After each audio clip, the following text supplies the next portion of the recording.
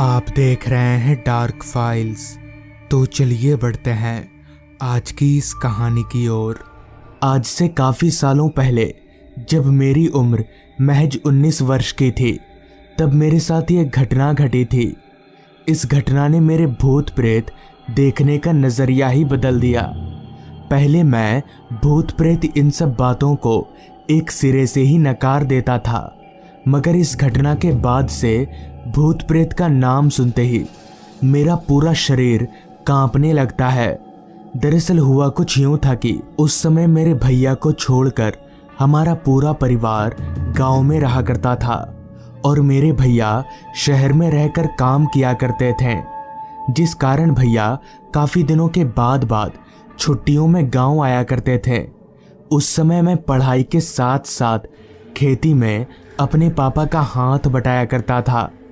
एक दिन मैं दोपहर के 12 बजे अपने घर पर बैठकर पढ़ाई कर रहा था कि तभी हेमंत भागता हुआ मेरे घर आया और बोला, भानु चल, तेरे भैया ने फ़ोन किया है। असल में हेमंत मुखिया जी का बेटा है और मेरा काफ़ी अच्छा दोस्त है। उस समय हमारे पूरे गांव में एक ही लैंडलाइन फ़ोन हुआ करता था, मुखिया जी के घर में। और मेरे भैया को जब भी हमसे बात करना होता था तो वो मुखिया जी के लैंडलाइन पर ही कॉल किया करते थे। हेमंत की ये बात सुनने के बाद मैं भागता हुआ उसके घर गया तो मेरे भैया से बात करते ही भैया ने कहा, भानु मैं आज आ रहा हूँ, तो तू रात को स्टेशन साइकिल लेकर आ जाना। भैया के मुंह से ये सुनते ही मैं काफ़ी खुश हुआ और मैंने भैया से कहा, वो तो ठीक है भैया, मैं तो आ जाऊंगा, मगर आप कितने बजे आ रहे हैं? इस पर भैया ने कहा, मैं रात के 11 बजे गांव के स्टेशन पर पहुंच जाऊंगा, तो तू रात के 10 बजे घर से निकल जाना। इतना बोलकर भैया ने फ़ोन रख दिया, जिसके बाद मैं भागता हुआ अपने घर गया और घर वालों को पूरी बात बताई। तो मेरी बात सुनकर घर वाले काफ़ी खुश हुए, जिसके बाद माँ भैया के पसंद का खाना बनाने में लग गई। पापा भी भैया के आने की खबर सुनकर काफ़ी खुश थे। फिर मैं और पापा खेत चले गए और 2 घंटे बाद खेत से वापस लौटे। 10 घंटे का ये समय तो मानो बीत ही नहीं रहा था। खुशी के मारे ना तो हमसे खाया जा रहा था और ना ही नींद आ रही थी। बस हमारी निगाहें खुद ब खुद बार बार घड़ी की तरफ जा रही थी। ऐसे तो मैं हर दोपहर को सो जाया करता था, मगर आज मैं खुशी के मारे सो नहीं पाया। खैर 10 घंटे 10 साल की तरह बिताने के बाद अब वो वक्त आ ही गया जब मुझे स्टेशन जाने के लिए घर से निकलना था। तो मैंने फटाफट से अपना साइकिल निकाला और घर वालों को आता हूँ बोलकर स्टेशन की तरफ चलता बना। उस समय हमारे गांव में रात के 10 बजना यानी काफ़ी रात, जिस कारण घर के बाहर निकलते ही मैंने देखा कि बाहर का माहौल एकदम ही वीरान सा हो गया था। हालांकि ये तो मुझे पता ही था कि हमारे गांव के लोग अंधेरा होने के बाद काफ़ी कम निकलते हैं और रात को जल्दी सो जाया करते हैं, तो इतनी रात गए बाहर कौन होगा। खैर मैं वहाँ खड़े खड़े समय जाया ना करके स्टेशन की तरफ आगे बढ़ने लगा।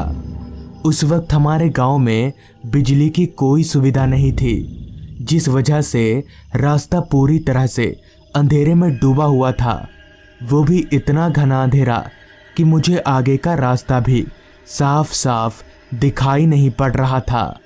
रास्ते के किनारे घने जंगल होने के कारण चांद की हल्की रोशनी भी रास्ते तक ठीक से पहुंच नहीं पा रही थी। खैर भला तो हो इस बात का कि उस समय हम सभी लोग अपने साथ रात के वक्त एक टॉर्च रखा करते थे, जो रात के अंधेरे से लड़ने के लिए एक हथियार का काम किया करती थी। तो मैंने अपना टॉर्च निकाल कर जलाया और अंधेरे को चीरते हुए आगे बढ़ने लगा। चारों तरफ इतना सन्नाटा फैला हुआ था कि मेरे साइकिल चलाने की आवाज़ काफ़ी तेज सुनाई पड़ रही थी, जिससे मुझे काफ़ी डर लग रहा था कि कहीं कोई जंगली जानवर साइकिल की आवाज़ सुनकर मुझ पर हमला न कर दे, क्योंकि उस समय हमारे गांव में जंगली जानवरों का आतंक काफ़ी ज़्यादा था। साथ ही साथ बीच बीच में आ रही रात कीड़ों की आवाज़ें उस पूरे माहौल को और भी ज़्यादा सुनसान बना रही थी। हमारे यहाँ से स्टेशन करीबन 45 मिनट का रास्ता था, तो मुझे अभी काफ़ी देर साइकिल चलाना पड़ेगा।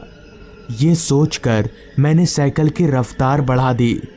कुछ दूर साइकिल चलाने के बाद मैं गांव के रास्ते से अलग एक कच्चे रास्ते पर पहुंचा, तो वो रास्ता पहले वाले रास्ते से भी ज़्यादा वीरान था। ऊपर से कच्चा रास्ता होने के कारण मुझे साइकिल चलाने में काफ़ी परेशानियों का सामना करना पड़ रहा था।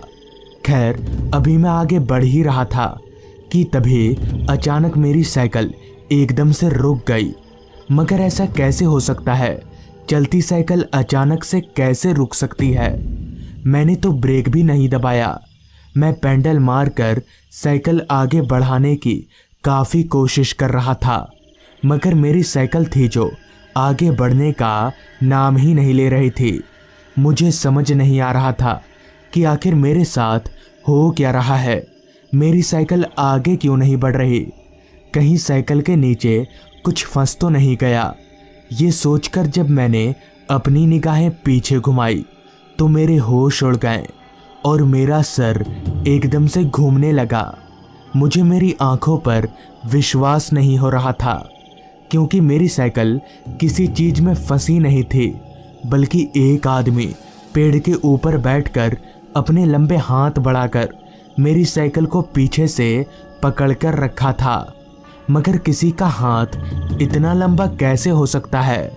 जिसके बाद मैंने अपनी टॉर्च की लाइट को पेड़ के ऊपर बैठे उस आदमी की ओर घुमाई, तो उस आदमी के ऊपर टॉर्च की लाइट पड़ते ही जब मैंने उसका चेहरा देखा तो मेरे शरीर में खून की जगह करंट दौड़ने लगा और मेरे हाथ पैर ज़ोर ज़ोर से कांपने लगे, क्योंकि उस आदमी का चेहरा पूरी तरह से सफ़ेद था और उसकी आंखें लाल चमक रही थी।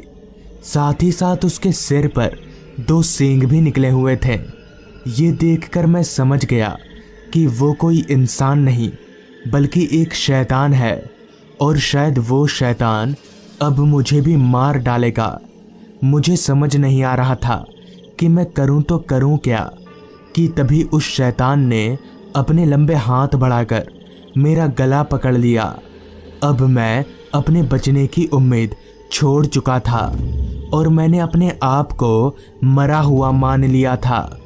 फिर भी मैं हिम्मत जुटाकर उस शैतान के हाथों से अपने गले को छुड़ाने लगा, और शायद उस दिन मेरी किस्मत में मरना नहीं लिखा हुआ था, जिस कारण उस भूत के हाथ से मैंने अपना गला छुड़ा लिया और मैं सीधे भागता हुआ स्टेशन पहुंचा, जहां मेरे भैया मेरा ही इंतज़ार कर रहे थे। जिसके बाद मैंने अपनी पूरी आप बीती भैया को बताई और मैं उनके साथ वापस घर आ गया। तो दोस्तों, ये थी आज की कहानी। अगर आपको ये कहानी पसंद आई हो तो चैनल को ज़रूर सब्सक्राइब कर लें। तो मैं आपका दोस्त आर्यन जल्द ही मिलूँगा आपसे ऐसी ही एक कहानी के साथ।